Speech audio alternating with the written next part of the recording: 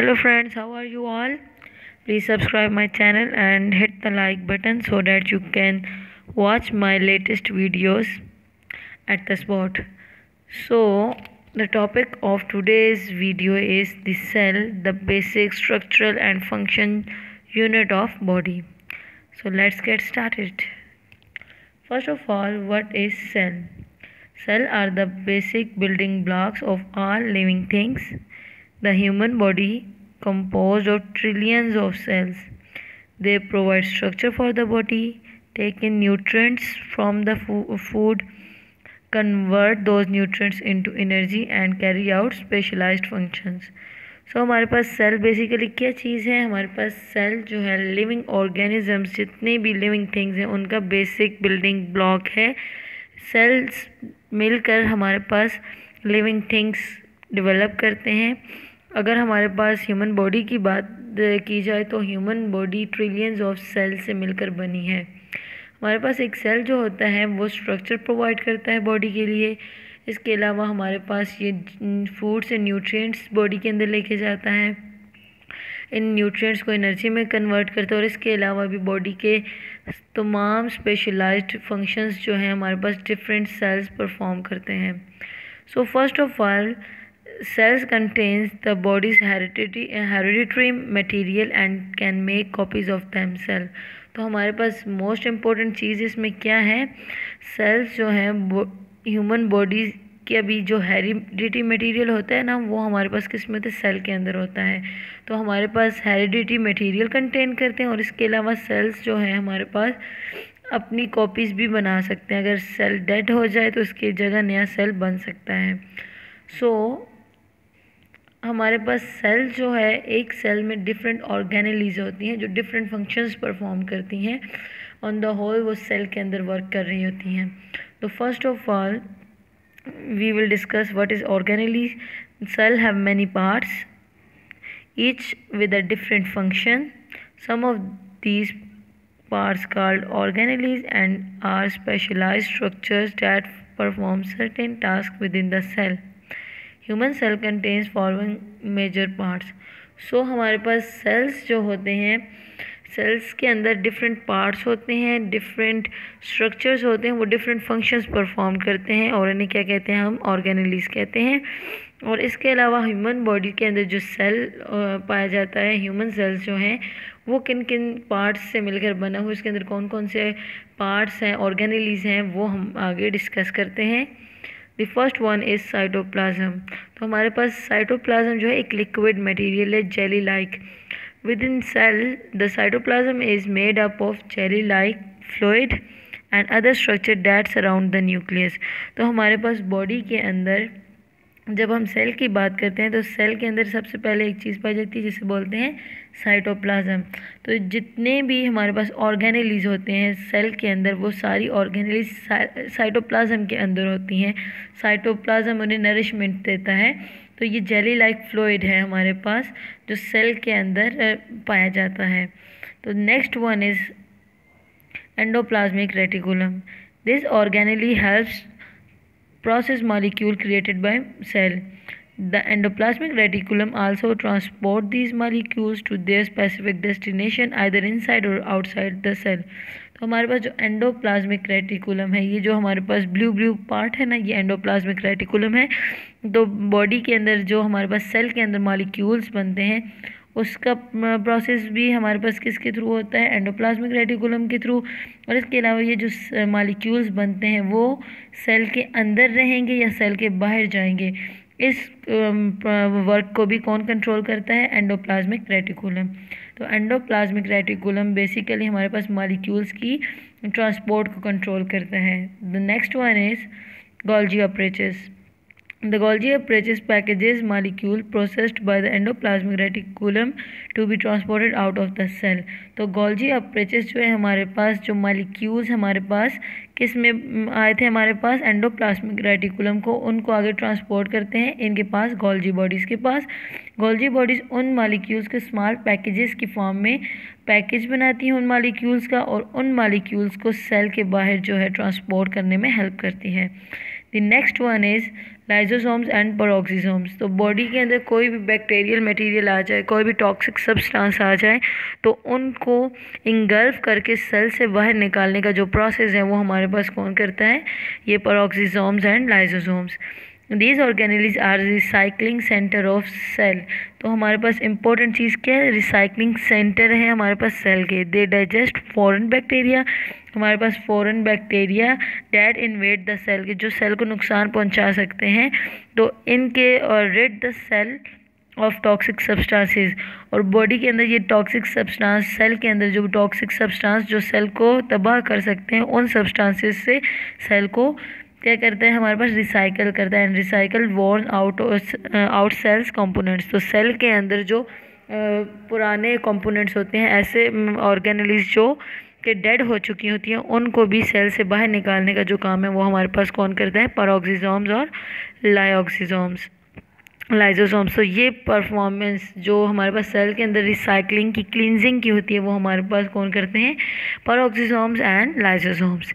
The next one is mitochondria.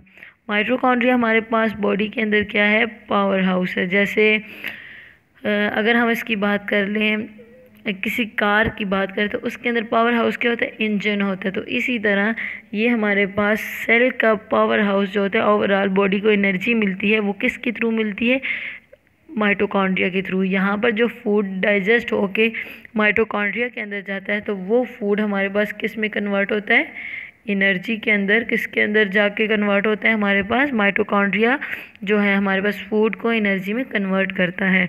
Mitochondria are the complex organelles that convert energy from food into form that cell can use. को food को हमारे पास energy में convert करता है। They have their own genetic material. और mitochondria जो एक ऐसी ऑर्गेनेली है जिसका अपना जेनेटिक मटेरियल होता है, separate from the DNA in the nucleus. तो न्यूक्लियस के अंदर जो डीएनए होता है उससे डिफरेंट ये जेनेटिक मटेरियल होता है इसका। And can make copies of themselves. और हमारे पास जो माइटोकॉन्ड्रिया है वो अपनी कॉपीज़ खुद को डुप्लीकेट कर सकता है, इसकी मल्टीपल कॉपीज़ बना सकता है।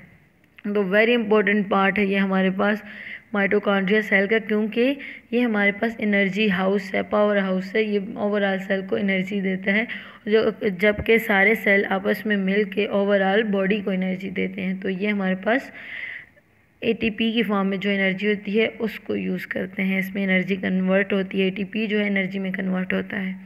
तो नेक्स्ट वन इज़ न्यूक्लियस। हमारे पास जो न्यूक्लियस है ये हमारे पास अनदर इम्पोर्टेंट पार्ट है इसका सेल का, क्योंकि जितनी भी एक्टिविटीज सेल के अंदर परफॉर्म होती हैं उनको कमांड करना, उनको गाइड करने का जो प्रोसेस है वो हमारे पास कौन करता है? Nucleus. The nucleus serves as the cell's command center, sending directions to the cell grow, mature, divide और डाई। तो हमारे पास बॉडी के अंदर जो सेल्स हैं उन सेल्स को ग्रो करना है, मैच्योर होना है, कब डिवाइड होना है, कब डाई उसकी होगी सेल की। तो ये सारी जो कमांड्स हैं किसके अंडर आती हैं? हमारे पास न्यूक्लियस। न्यूक्लियस ये कमांड्स देता है सेल को कि कब क्या करना है। इसके अंदर जो ऑर्गेनेल्स हैं उनके फंक्शंस को कंट्रोल करता है। तो ये हमारे पास ये कमांडिंग सेंटर है। It also houses DNA, the cell's heredity material. The nucleus is surrounded by membrane called nuclear envelope which protects the DNA and separates the nucleus from the rest of the cell। तो हमारे पास जो cell के अंदर जो material पाया जाता है उसको डीएनए पाया जाता है, वो हेरिडिटी मटेरियल है, वो हमारे पास किस में पाया जाता है? न्यूक्लियस के अंदर। इसके अलावा हमारे पास इसको जो एक आउटर लेयर जिसने कवर किया हुआ ये ब्लू सी जो हमारे पास शो हो रही है, ये हमारे पास क्या है? न्यूक्लियर एनवेलप, जो कि हमारे पास न्यूक्लियस को आउटर इन्वायरमेंट से अलग करता है।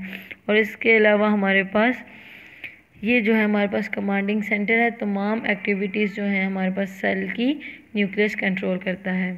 Next one is plasma membrane और सेल मेम्ब्रेन। जो हमारे पास सेल मेम्ब्रेन जो होती है ना वही हमारे पास प्लाज्मा मेम्ब्रेन भी है। Plasma membrane is the outer lining of the cell. The cell separates the cell from the its environment and allows material to enter and leave the cell. तो हमारे पास ये जो आउटर लेयर है बिल्कुल thin सी एक लेयर होती है जो कि हमारे पास सेल को कम्प्लीटली आप अंदर कवर किया होता है। इसके अंदर जो ऑर्गेनेल्स होती हैं उनको एक एनवायरनमेंट में कवर किया होता है, इन्हें बाहर नहीं निकलने देती। और इसके अलावा ये जो मेम्ब्रेन है, ये सेल के अंदर जो मटेरियल जाएगा और जो बाहर जाएगा उसको कंट्रोल करती है सेल मेम्ब्रेन। तो सेल मेम्ब्रेन जो है कंट्रोलिंग सेंटर है किसी भी सेल का। तो नेक्स्ट वन इज़ राइबोसोम्स। तो राइबोसोम्स हमारे पास क्या है? राइबोसोम्स वो स्मॉल ऑर्गेनेल्स हैं जो एंडोप्लाज्मिक रेटिकुलम के साथ अटैच्ड होती हैं। एंडोप्लाज्मिक रेटिकुलम के साथ अटैच्ड ये स्मॉल बॉडीज़ होती हैं। अगर हमारे पास एंडोप्लाज्मिक रेटिकुलम के साथ ये कनेक्टेड हों तो हमारे पास क्या होती है? Rough endoplasmic reticulum. और अगर ये नहीं अटैच होती राइबोसोम्स एंडोप्लाज्मिक रेटिकुलम के साथ तो ये हमारे पास क्या होता है? Smooth endoplasmic reticulum. यहाँ पे आपको ये स्मॉल बीट्स नज़र आ रहे हैं, ये हमारे पास बेसिकली राइबोसोम्स हैं। The ribosomes are organelles that process the cell's genetic instructions to create proteins।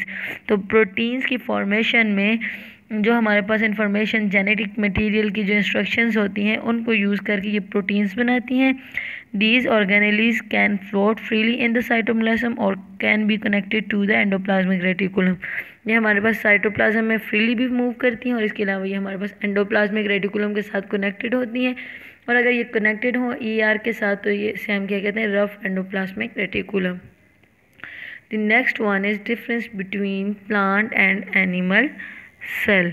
तो हमारे पास प्लांट और एनिमल सेल में बेसिकली फ़र्क क्या है? तो हमारे पास जो एक एनिमल सेल होता है वो स्मॉलर सेल है, जबकि प्लांट सेल हमारे पास एक लार्जर सेल होता है। हमारे पास एनिमल सेल के अंदर सेल वॉल नहीं होती, जबकि प्लांट सेल में cell wall is the outermost wall of the cell. Nucleus in center. तो हमारे पास एनिमल सेल में जो न्यूक्लियस होता है वो सेंटर में पाया जाता है, जबकि प्लांट सेल में न्यूक्लियस एक साइड पे पाया जाता है। Many vacuoles. तो हमारे पास एनिमल सेल में वैक्यूल्स मल्टीपल वैक्यूल्स पाए जाते हैं, जबकि प्लांट सेल में वन लार्ज वैक्यूल होता है। और इसके अलावा हमारे पास कैन नॉट सिंथेसाइज न्यूट्रिएंट्स, क्योंकि हमारे पास इसमें क्या नहीं होता? फोटोसिंथेसिस का प्रोसेस जो होता है वो नहीं होता। फोटोसिंथेसिस इसमें नहीं होता और इसमें होता है। तो प्लांट सेल्स अपना फूड, अपनी न्यूट्रिएंट्स खुद क्या कर सकते हैं? सिंथेसाइज कर सकते हैं because of the presence of photosynthesis process. तो फोटोसिंथेसिस के प्रोसेस में ये सनलाइट, वाटर और कार्बन डाइऑक्साइड को यूज़ करके अपना फूड खुद तैयार कर सकते हैं। These are the some differences of the plant cells and animal cells. Here is the diagram of both cells in which plant cell vacuole is large or chloroplast is present, which is very important in photosynthesis। इसके अलावा हमारे पास nucleus दोनों में मौजूद है, लेकिन इसमें vacuoles जो होते हैं एनिमल सेल में स्मॉल वैक्यूल्स होते हैं, जबकि इसमें वन लार्ज मॉलिक्यूल होता है। इसकी आउटर मोस्ट वॉल जो है हमारे पास सेल वॉल है, जबकि एनिमल सेल में ये हमारे पास प्लाज्मा मेम्ब्रेन या सेल मेम्ब्रेन जो होती है वो होती है हमारे पास। ये हमारे पास जो कुछ डिफरेंसेस हैं जो डायग्राम से भी वाज़ेह हैं हमारे पास। Now the topic is completed. Please subscribe my channel and hit the like button so that you can watch my latest videos. Thank you so much.